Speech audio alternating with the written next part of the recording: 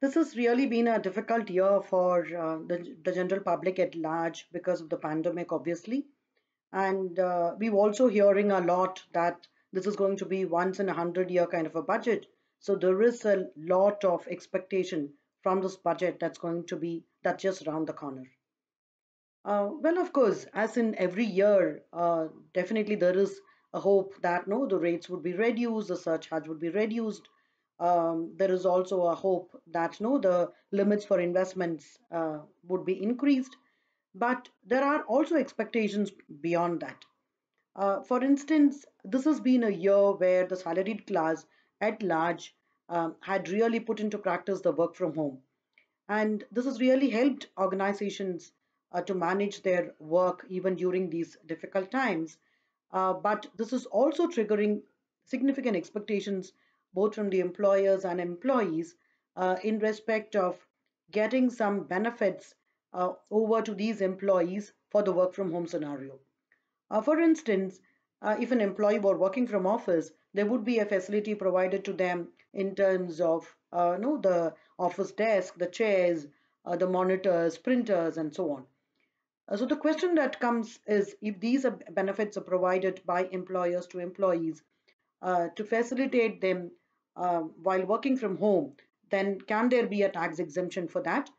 Can there be a specific tax benefit provided under this budget? I think that is one clear ask which I've been hearing. There are others as well. For instance, because of the pandemic, many Indian citizens who've been working overseas have come to India to beat no, the scare of the pandemic. And they've continued to work from here for their overseas employer. Well, this could trigger income tax obligations, and there is a clear ask as to whether the government can come out with specific clarifications around non-taxability of these work days from India.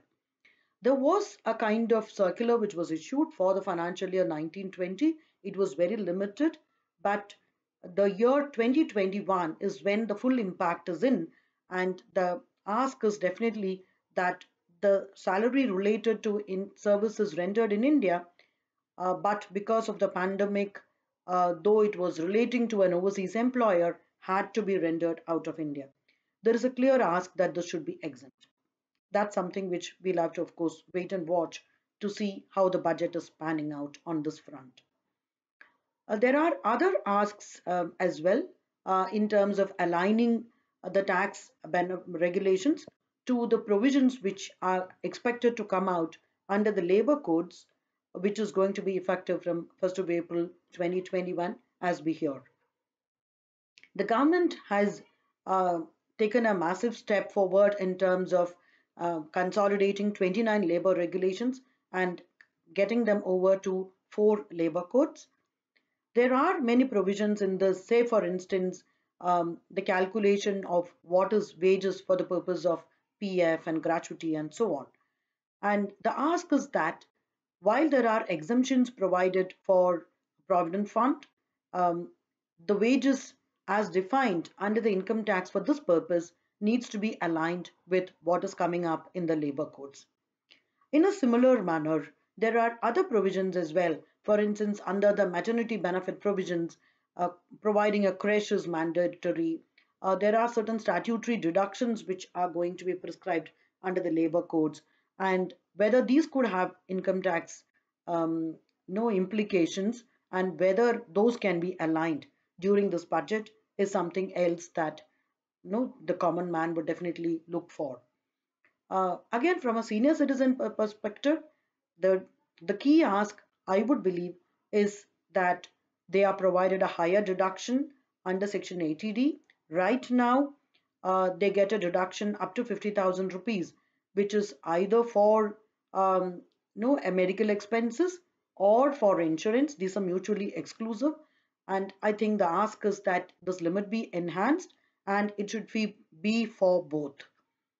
There's also an ask, of course, and I think this is a recurrent ask that the exemptions for interest received on FDs, savings, and so on. Right now, for senior citizens, it is at 50,000 rupees that this should be asked increased to 1 lakh. So, well, these are some of the thoughts that we keep hearing as to how no the common man is expecting from the budget, and the D-Day is just around the corner. We'll have to wait and watch.